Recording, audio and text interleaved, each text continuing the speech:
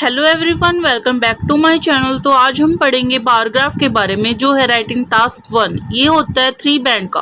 तो the statement is the graph below shows the participation of Australian children in sport outside school hours in 2014।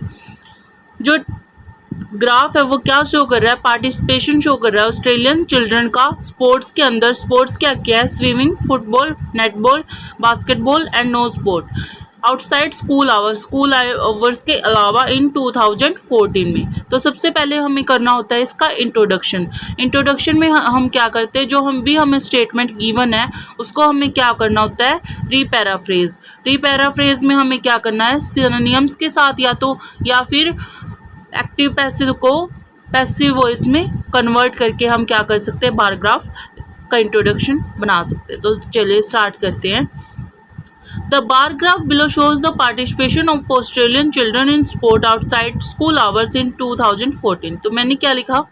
The bar graph shows. The bar graph depicts the information about the participation contribution of Australian children kinders in 5 different sport. जो sports थे वो 5 थे ना, after school hours in 2014। तो मैंने इसको क्या किया? रीपैराफ्रेज करके लिख दिया। आप इसमें ऐसे भी लिख सकते हो, the information about the contribution of Australian kinders in 5 different sports is depicted by the bar graph. आप क्या कर सकते हो? जो एक्टिव वॉइस है उसका आप पैसिव वॉइस में कन्वर्ट कर सकते हो। उसके बाद होते हैं बीपीज। बीपी में आपको क्या करना है? फर्स्ट में जैसे आपके पास 5 हैं, 5 में आप क्या करोगे? फर्स्ट 3 को 1 में डिस्क्राइब कर दोगे एंड 2 को बीपी 2 में डिस्क्राइब कर दोगे। तो आइए बीपी की स्टार्ट करते हैं। बीपी की स्टार्टिंग में मैंने लिखा आफ्टर एनालाइजिंग होता है एक कनेक्टर। मैंने लिखा after analysing the bar graph, the line graph, the pie chart. आप ऐसे इसको लिख सकते हो। It can be seen clearly that, यह देखा जा रहा है, participation of boys was almost 13%। यानी कि जो स्विमिंग में पार्टिसिपेशन है बॉयज़ का वो कितना है? 13% है। वेयर एज कॉन्ट्रास्ट के लिए यूज़ किया। Contribution of girls was escalated by around 3% in same gauge. जो गर्ल्स का कंट्रीब्यूशन है वो कितना है? 3% ज़्यादा है बॉयज़ के कंट्रीब्यूशन के साथ। तो क्या हुआ? ये गर्ल्स ज़्यादा है स्विमिंग में rather than boys. In contrast connector use किया।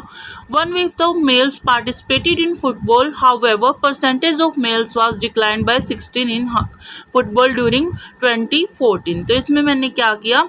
5th of males participate, क्या दिखाई दे रहा है आपको? 2020 को मैंने लिखा 1/5 of males participated in football के अंदर 1/5 ने पार्टिसिपेट किया जो मेल थे। हाउएवर परसेंटेज ऑफ फीमेल्स, जो परसेंटेज ऑफ फीमेल्स है वो कितनी थी? Declined bye 16%।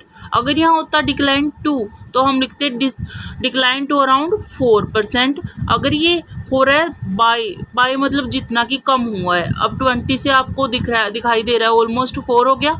तो decline by 60% in football during 2014।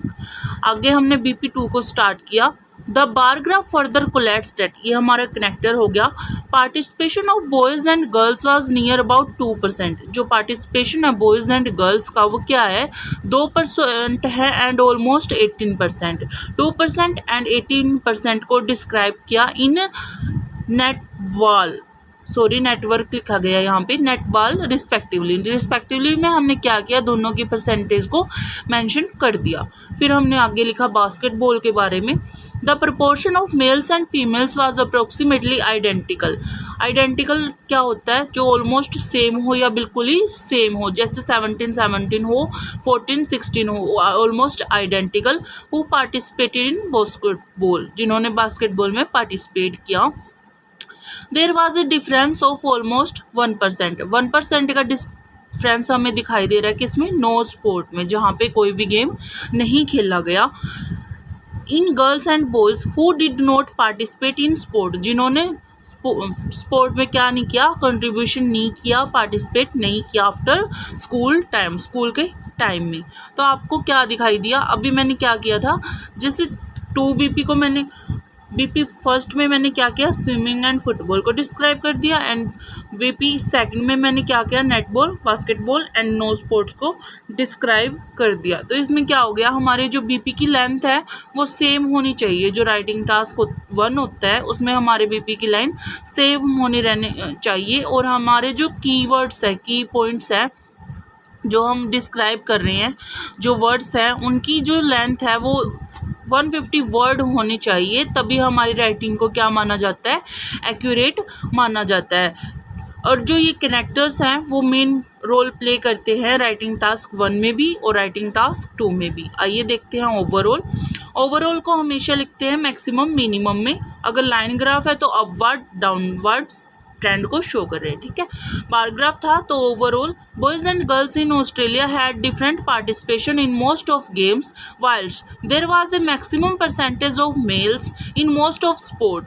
क्या दिख रहा है आपको, मैक्सिमम परसेंटेज किसकी है, मेल्स की है, ज़्यादा से ज़्यादा स्पोर्ट्स में, जैसे बास्केटबॉल देख सकते हो, फुटबॉल एंड स्विमिंग में किसकी है, मेल्स की परसेंटेज ज़्यादा है। एक्सपेक्ट किसके अलावा, स्विमिंग एंड नेटबॉल, स्विमिंग और नेटबॉल के अलावा किस में है, बॉयज़ की पार्टिसिपेशन ज़्यादा है स्पोर्ट्स में। तो आप ऐसे इसको कर सकते हो। अगर आपको और भी स्ट्रक्चर में कोई दिक्कत आ रही हो या राइटिंग टास्क 1 के किसी भी टॉपिक में दिक्कत आ रही हो तो प्लीज़ कमेंट सेक्शन में मेंशन कीजिएगा। एंड अगर आपको मेरी वीडियो अच्छी लगी हो तो प्लीज़ मेरे चैनल को सब्सक्राइब कीजिएगा। Thank you.